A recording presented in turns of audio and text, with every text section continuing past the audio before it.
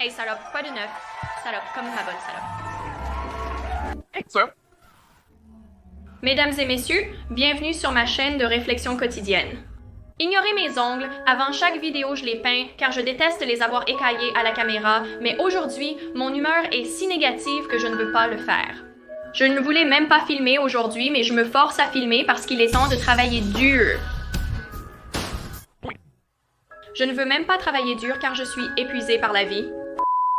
Aujourd'hui, nous parlons de conseils et astuces de psychologie que vous pouvez utiliser dans votre vie quotidienne car je suis étudiante en psychologie et j'utilise ces faits et j'aimerais aussi dire que je vois beaucoup de vidéos sur TikTok et ils parlent de faits de psychologie et ils sont comme... Si vous rêvez de cette personne, elle pense à vous. J'aimerais le voir. Et chérie, où est l'étude littérale pour ça? Tu sais, tu dois être un penseur critique. Allez! C'est faux. Et j'ai l'impression que lorsque tu es étudiant en psychologie, tu peux vraiment identifier lesquels sont réels et lesquels ne le sont pas. Je pense que quelqu'un m'a récemment dit de revoir l'astuce du triangle où tu regardes en haut et en bas ou quoi que ce soit et apparemment cela fait tomber quelqu'un amoureux de toi. Chérie, je ne crois pas qu'il y ait tant de composants pour tomber amoureux à la rigueur, ça va juste rendre quelqu'un mal à l'aise. Et s'ils connaissent cette astuce, genre chérie, je connais cette astuce. Si quelqu'un me faisait ça, je dirais comme damned. Tu regardes TikTok, hein, tu essaies de me faire tomber amoureux de toi maintenant.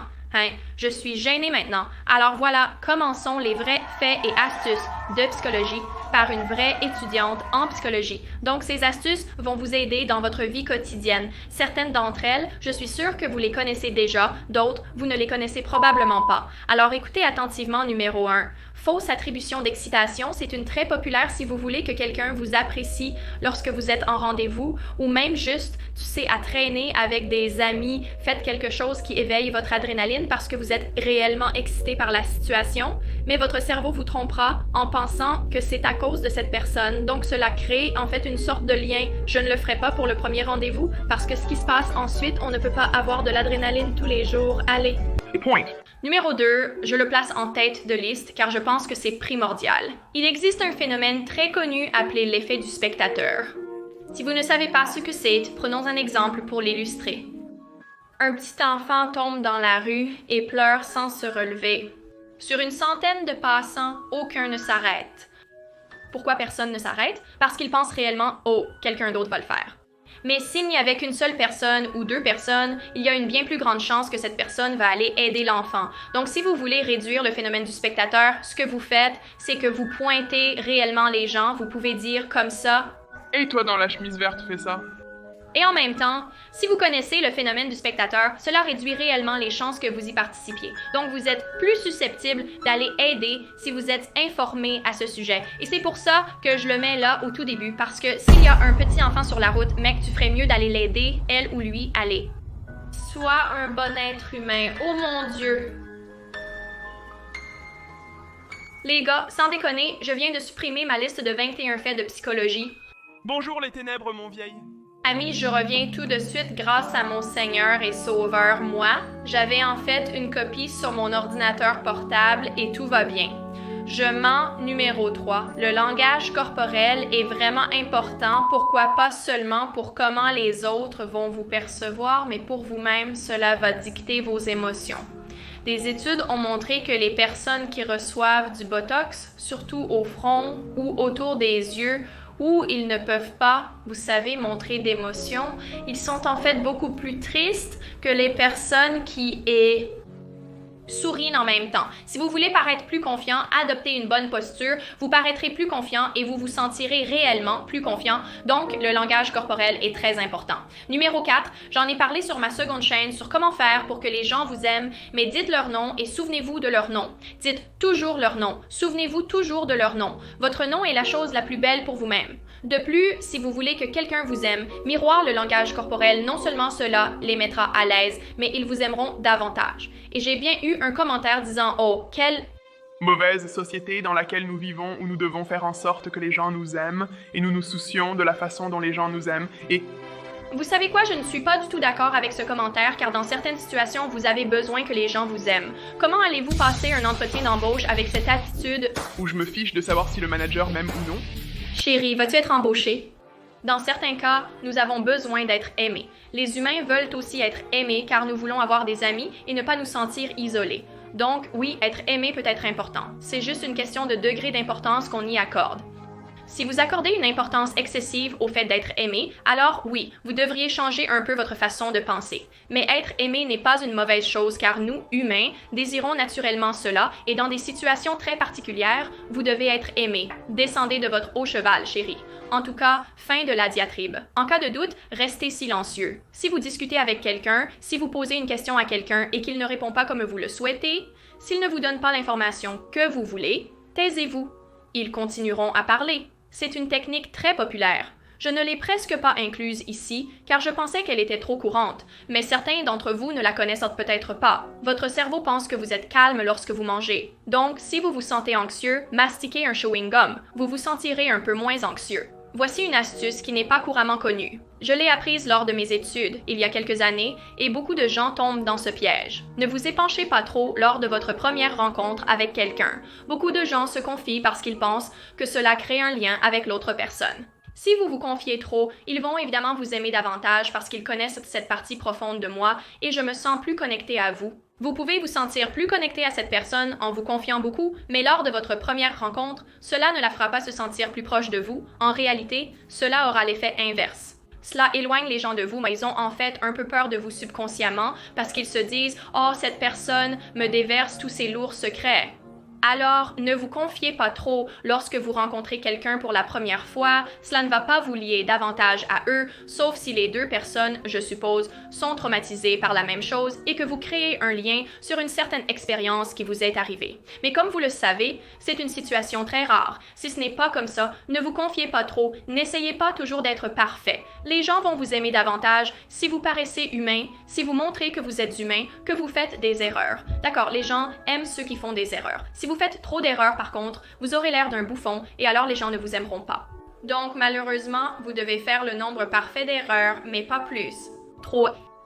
Demander des faveurs aux gens les fera plus vous aimer. C'est une chose subconsciente et je ne parle pas de grosses faveurs comme « Hey, le père de Donald Trump, peux-tu, s'il te plaît, me prêter un petit prêt de 1 million de dollars? » Non, c'est comme « Hey, Jordan, peux-tu, s'il te plaît, passer le sel à travers la table? Hey, Jim, as-tu un crayon que je peux utiliser? » Ce sont des petites choses comme ça, c'est très dangereux. Les manipulateurs utilisent cette méthode pour manipuler les gens. La meilleure façon de le faire est de « Oh, mon ordinateur portable est en train de tomber de mon lit. » Et de planter une graine dans leur esprit et de les faire croire qu'ils ont eux-mêmes eu l'idée. Et vous savez, c'est différent pour chaque situation, mais la façon de faire ça est de simplement laisser tomber de petits indices d'information, pas assez pour leur dire quoi faire ou quoi penser, mais suffisamment pour qu'ils puissent le mettre ensemble eux-mêmes, et ensuite ils penseront qu'ils y ont pensé. Hey pétasse, qu'est-ce que tu fabriques? Pétasse, ma grosse pétasse. Si vous avez déçu quelqu'un ou si vous êtes en retard, ne vous excusez pas directement pour cela.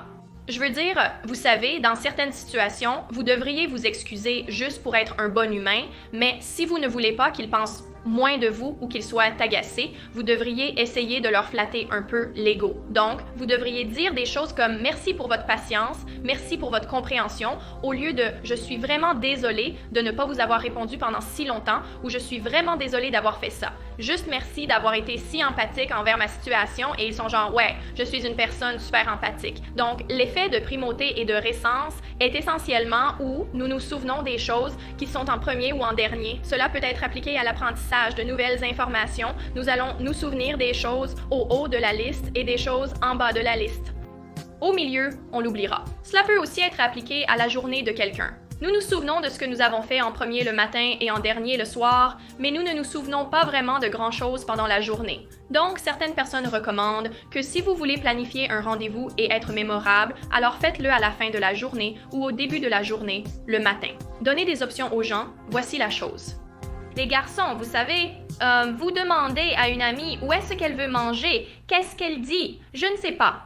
Ce n'est pas aussi simple, ce n'est pas aussi simple. Je ne sais pas ce que tu veux, ce n'est pas aussi simple. Qu'est-ce que tu veux? Ne faites pas ça. Vous savez quoi faire? Vous lui donnez des options, vous lui donnez quelques options, ne lui donnez pas toute une liste de 10, car cela va être une surcharge d'informations et un paradoxe du choix. Paradoxe du choix, vous avez trop d'options, vous ne savez pas quoi faire après. Voici un conseil les garçons. Si vous voulez manger à un restaurant particulier, faites que les autres options soient vraiment mauvaises et mettez ensuite seulement une bonne option dedans. En même temps, si vous voulez que quelqu'un fasse quelque chose pour vous et que vous lui donnez deux options, la première option peut être quelque chose de vraiment difficile, quelque chose à quoi ils vont évidemment dire non.